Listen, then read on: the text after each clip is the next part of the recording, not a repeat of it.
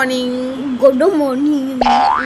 তো হেল্ল' ৰাইজ, এবাৰ যিহেতু গৰম বন্ধ বুলি ক'তো যাব নাপালোঁ, তেনেকৈ আজি আমাৰ ঘৰলৈকে বুলি আহিল মোৰ লগৰ এজনী আৰু এইফালে মাহীহঁতো কালিৰ পৰা আছে বাৰু।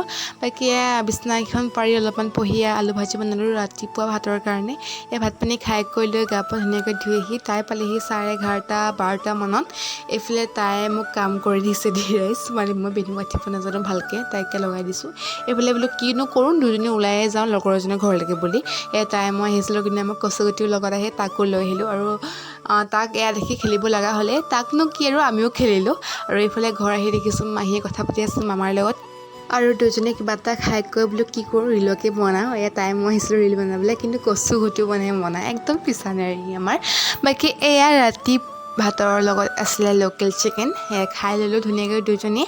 বাৰু আজিলৈ ইমানে, কেনে পালে ক'ব, যদি ভাল পালে চেনেলটো ছাবস্ক্ৰাইব কৰিব নাপাহৰিব। Bye bye.